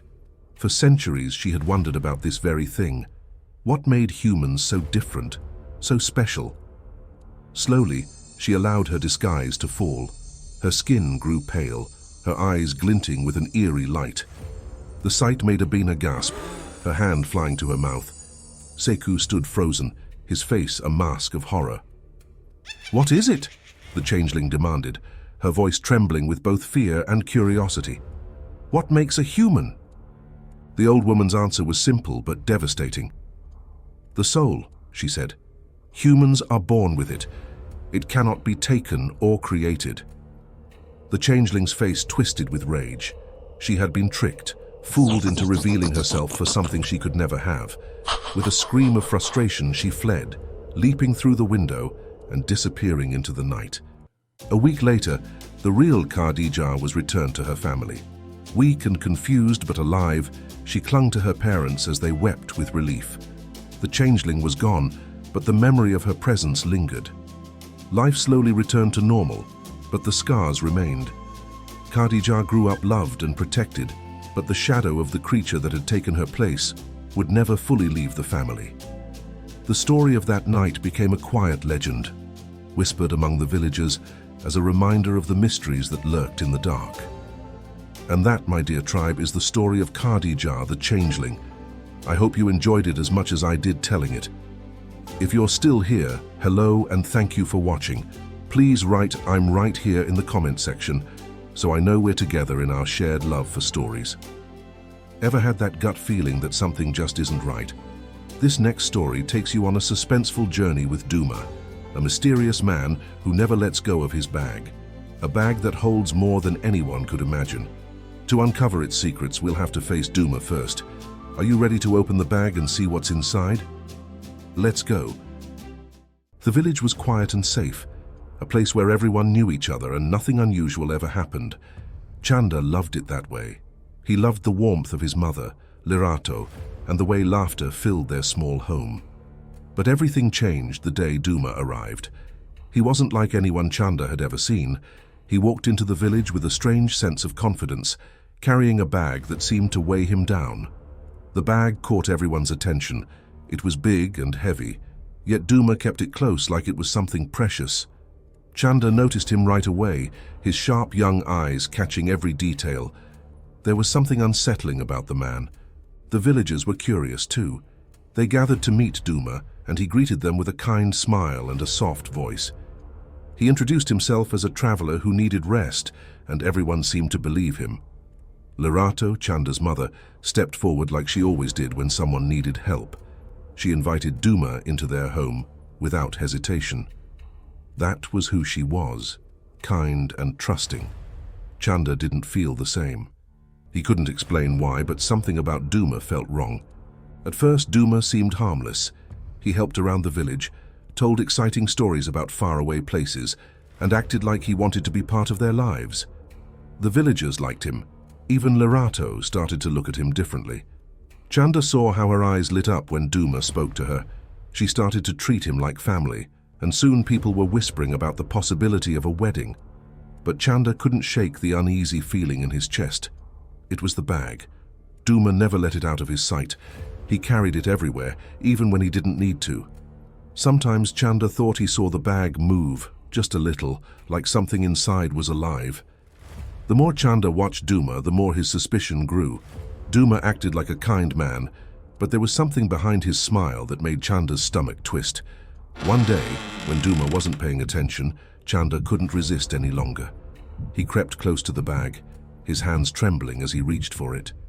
Just as his fingers brushed the rough fabric, Duma's shadow fell over him. Chanda's heart stopped as he looked up into Duma's cold, furious eyes. "What are you doing?" Duma's voice was sharp and angry, nothing like the gentle tone he used in front of others. Chanda stumbled back, his heart pounding. For the first time, he saw the real Duma, the man behind the mask. From that day on, Duma's kindness disappeared whenever they were alone. He hit Chanda, calling him names that cut deep. Coward, useless boy, weakling. The words stung, but Chanda refused to break. He knew he wasn't weak, and he wasn't going to let Duma take over his life. Duma's relationship with Lerato, however, grew stronger. She didn't see the side of him that Chanda did. She didn't notice how the light in their home had dimmed, how laughter had been replaced by silence. Chanda watched helplessly as his mother drifted further away, her warm smile fading. The villagers were excited about the wedding, but Chanda couldn't think about anything except the bag. At night, he would lie awake and listen. Sometimes he heard Duma talking to the bag. "I'm hungry," a faint, eerie voice would whisper. Duma's replies were desperate and pleading. "Not yet. Just a little longer." Chanda was terrified, but he couldn't let his fear stop him. He remembered the old stories his grandmother used to tell about goblins and spirits that fed on families, draining their happiness and strength. He couldn't let that happen to his mother. He made a decision. He would leave the village and find the seer, a man who was said to know things others couldn't. The journey was long, and Chanda was just a boy, but he didn't care. His love for his mother gave him the strength to keep going. When Chanda finally reached the seer, he poured out the whole story, the bag, the whispers, Duma's strange behavior. The seer listened carefully, his face serious. "You are dealing with something dark," he said. "It could be a goblin or worse. You were brave to come to me, don't worry. I will come to the wedding, and together we will reveal the truth." Chanda felt a glimmer of hope for the first time, but the days leading up to the wedding were unbearable. Lerato seemed more distant than ever, and the village was busy preparing for the celebration. Chanda felt alone, like no one else could see what he saw. When the wedding day arrived, the village was alive with music and dancing. Everyone was excited, everyone except Chanda. He kept scanning the road, looking for the seer. Time passed, and he began to lose hope. But then, just as the celebration was at its peak, Chanda saw him. The seer was walking toward the village, carrying a drum. With every step, the drum beat grew louder, drowning out the music. The villagers stopped to watch as the seer reached the center of the gathering. He raised his voice, and it was deep and powerful, carrying through the crowd. "There is an evil man among you," he said. "Today, his true nature will be revealed." Duma froze. He tried to smile, but it was thin and fake. Quietly, he slipped away toward his hut, and Chanda followed him, his heart racing. Inside the hut, Duma was in a frenzy, packing his things and talking to the bag. "We have to go," he muttered. The bag groaned in response, the sound low and angry. Duma opened the door, but the seer was already there, blocking his path. Behind him, the villagers had gathered, their faces full of confusion and fear. "Let me go," Duma begged, his voice shaking. "I didn't mean any harm." He tried to push past the crowd, but in the struggle, the bag slipped from his hands and hit the ground. Everyone gasped as the bag began to move. Something small and horrible wriggled out, screeching as it darted into the bushes and disappeared. Duma stood frozen, his face pale with fear. Then, without another word, he turned and ran into the forest. No one ever saw him again. The village was silent. Slowly, Lerato seemed to wake up, like a heavy fog had lifted from her mind. She looked around, confused, and asked why everyone was gathered.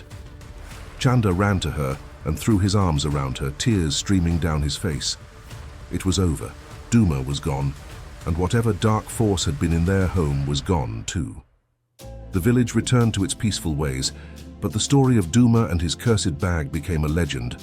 People told it around fires, warning each other to be careful of strangers and to trust their instincts. For Chanda, it was more than a story. It was a reminder of how far he was willing to go to protect the person he loved most. And that, my dear tribe members, concludes our story.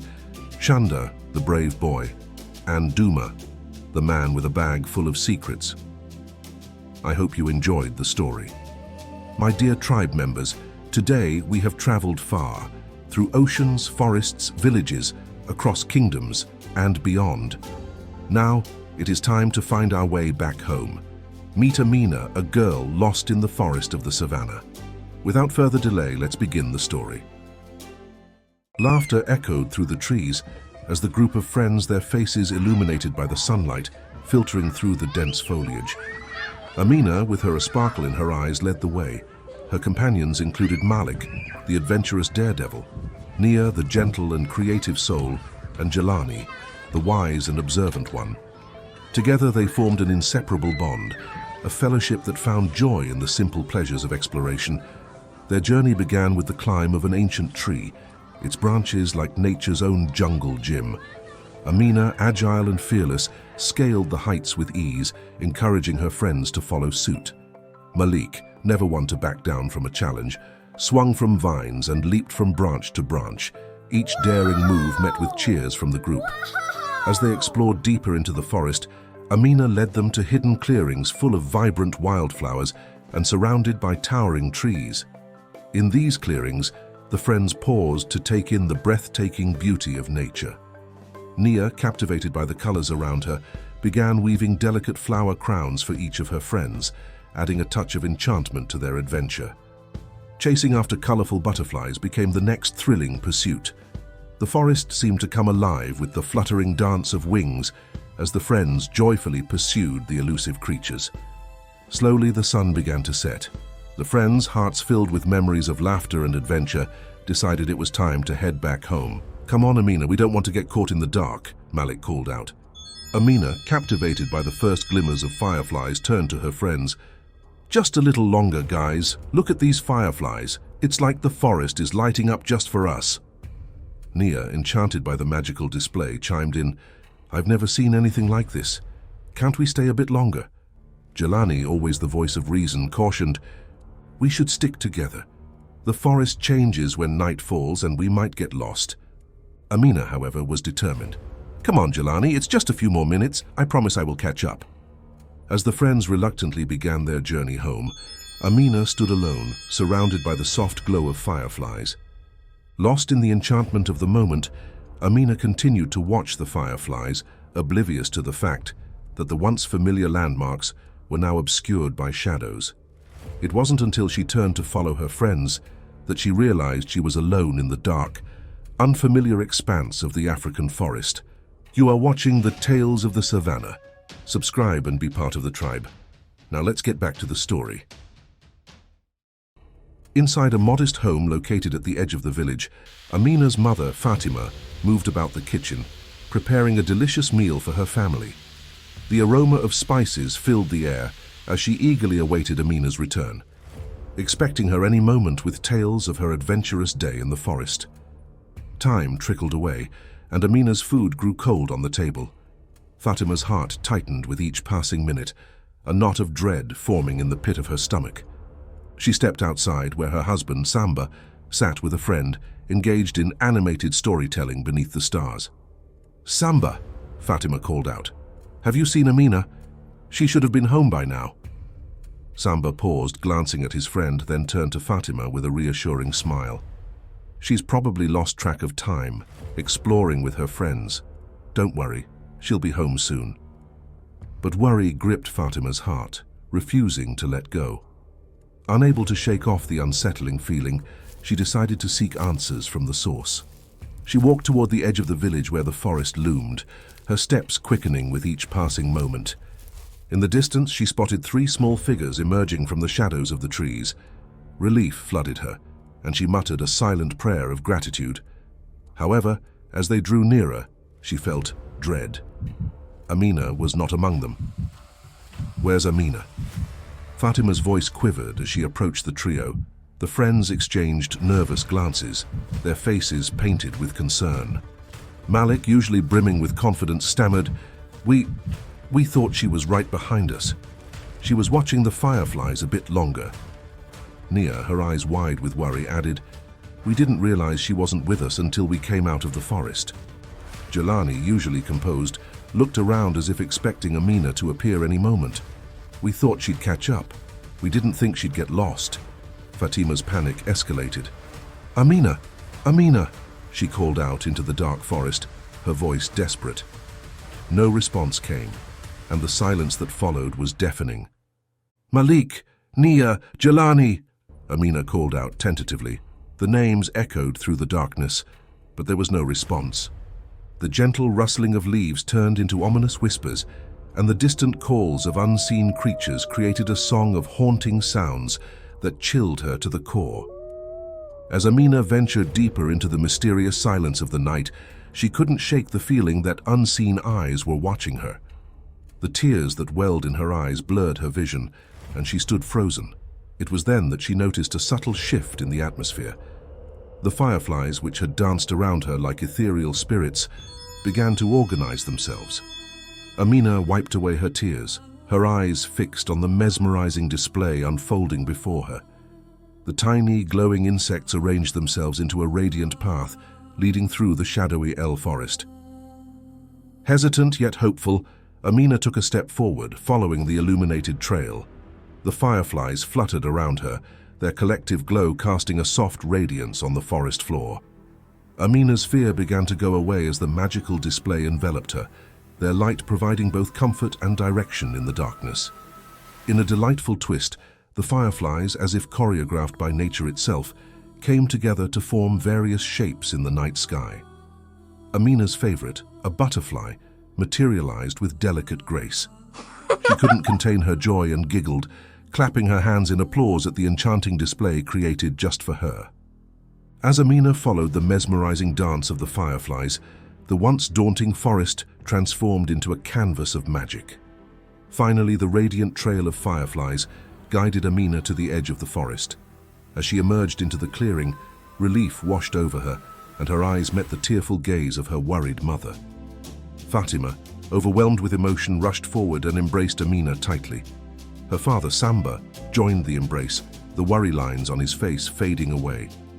To Amina's surprise, the entire village had gathered at the edge of the forest, lanterns in hand, ready to embark on a search. The fireflies, now a swirling constellation above them, captured the villagers' attention. A collective gasp escaped their lips as the tiny lights converged to form an angelic figure in the night sky. The villagers, witnessing the magical display, erupted into cheers and applause. From that day forward, whenever darkness threatened to shroud the path of a lost villager, the call would go out to their friends, the fireflies, who would weave their mystical dance to guide the way home. And that, my dear tribe members, is the story of Amina, the lost girl, and the fireflies. I can't tell you how much I enjoy spending time with you, my tribe. I am forever humbled by the love and encouragement you give me. Thank you, from the bottom of my heart. I hope you find lessons in these stories that carry through into your life, taking the wisdom and avoiding the mistakes. As the African proverb says, wisdom is like a baobab tree. No one individual can embrace it. May you continue to grow, learn, and share this wisdom with others. And as always, thank you for watching our story, and we hope you enjoyed it. What lessons did you draw from this story? Share your thoughts with us in the comments below. Don't forget to subscribe and be part of the tribe. Thank you for watching The Tales of the Savannah. We will see you next time in the Savannah.